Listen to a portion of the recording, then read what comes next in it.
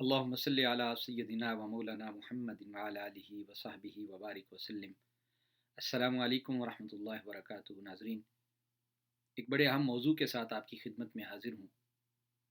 ہماری زندگی خوشیوں کا گہوارہ بننے کے لیے ہر لمحہ طالب رہتی ہے، اور کائنات کے جو سب سے کھلتے ہوئے پھول ہیں، جو سب سے زیادہ انسان کو خوشی اور تر و تازگی عطا کرتے ہیں، وہ انسان کے اپنے پھول، انسان کی اولاد ہے، انسان کے بچے ہیں۔ مگر جب یہی بچے، یہی پھول مرجھا جاتے ہیں تو سوچئے انسان کو کس قدر صدمہ ہوتا ہے، انسان دکھ کی کس کیفیت کے ساتھ سفر کر رہا ہوتا ہے، کس طرح وہ اس کو برداشت کر رہا ہوتا ہے۔ مگر بندہ مومن ناز کرے اپنے ایمان کے رشتے پر کہ آقا صلی اللہ علیہ وسلم نے ایسے لوگ جن کے وہ پھول، جن کے بچے مرجھا جاتے ہیں، نومولود بچے دنیا سے چلے جاتے ہیں، ان کو کس طرح اجر عطا کیا جاتا ہے۔ اور پھر اگر کسی کے 2 بچے اس دنیا سے چلے جائیں، یا ایک بچہ چلا جائے، یا 3 بچے چلے جائیں، تو پھر انہیں جو صدمہ ہوتا ہے اس پر اجر کیا ملتا ہے۔ ہم ایک حدیث مبارکہ جس میں ایک بچے کا ذکر ہے کہ اگر کسی کا ایک بچہ دنیا سے چلا جائے تو آقا علیہ السلام فرماتے ہیں کہ اللہ رب العزت اسے کیسے اجر عطا فرماتے ہیں۔ حضرت عبداللہ ابن مسعود رضی اللہ تعالیٰ عنہ روایت کرتے ہیں کہ آقا علیہ السلام نے فرمایا، جس نے 3 معصوم بچے آگے بھیجے، یعنی فوت ہو گئے اس کے وہ بچے، اس کے لیے دوزخ کے سامنے مضبوط قلعہ بن جائیں گے۔ وہ بچے اس کے لیے دوزخ کے اندر اس شخص کے لیے اور ان والدین کے لیے مضبوط قلعہ بن جائیں گے۔ حضرت ابو ذر کہنے لگے کہ میں نے 2 بچے آگے بھیجے، میرے 2 بچے فوت ہو گئے۔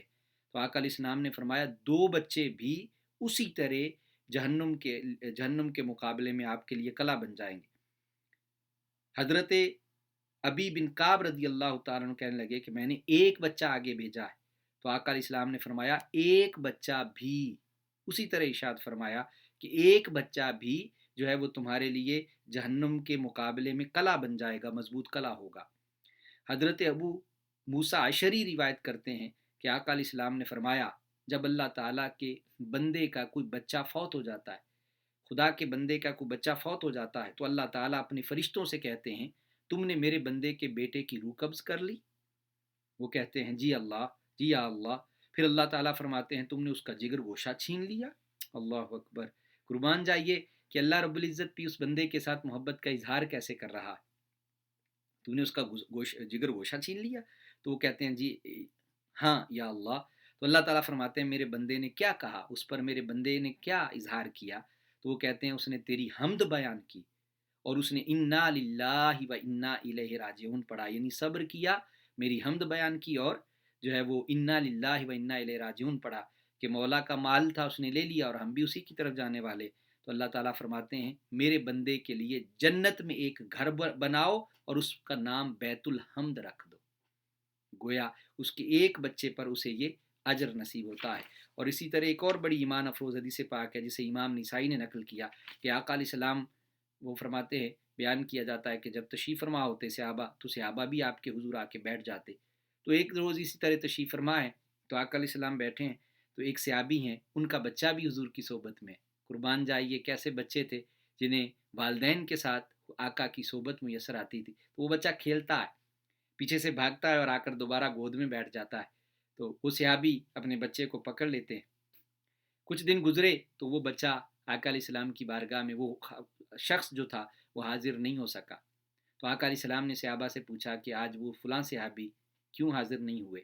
تو صحابہ اکرام نے عرض کیا پیارے آقا، وہ صدمے سے نڈھال ہیں اور آپ کی صحبت میں نہیں آ سکے، چونکہ ان کا وہ معصوم بچہ جو چھوٹا بچہ تھا، نومولود بچہ تھا، یا تھوڑا سا عمر میں 2-3 سال عمر کا بچہ تھا، وہ فوت ہو گیا۔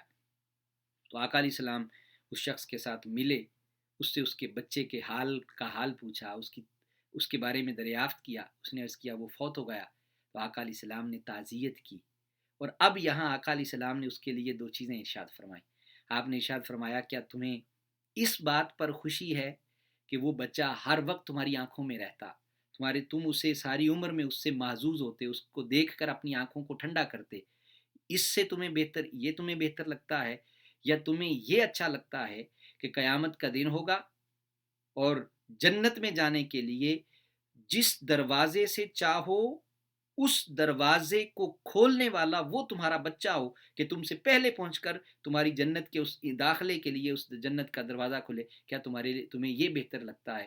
تو آقا علیہ السلام، اس نے عرض کیا آقا علیہ السلام سے کہ پیارے آقا، یقیناً کہ وہ بچہ میرے لیے پہلے پہنچ کر اگر جنت کا دروازہ میرے لیے کھلے تو یہ میرے لیے زیادہ مجھے اچھا محسوس ہوتا ہے۔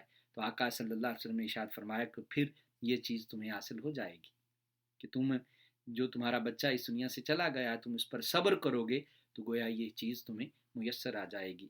تو اللہ پاک ہمیں ایسی دکھ کی کیفیت میں اس کی حکمتوں اور اس کے رازوں کو سمجھنے کی توفیق عطا فرمائے اور اس صبر اور اجر کی خیرات عطا فرمائے۔ وآخر دعوانا الحمدللہ رب العالمین۔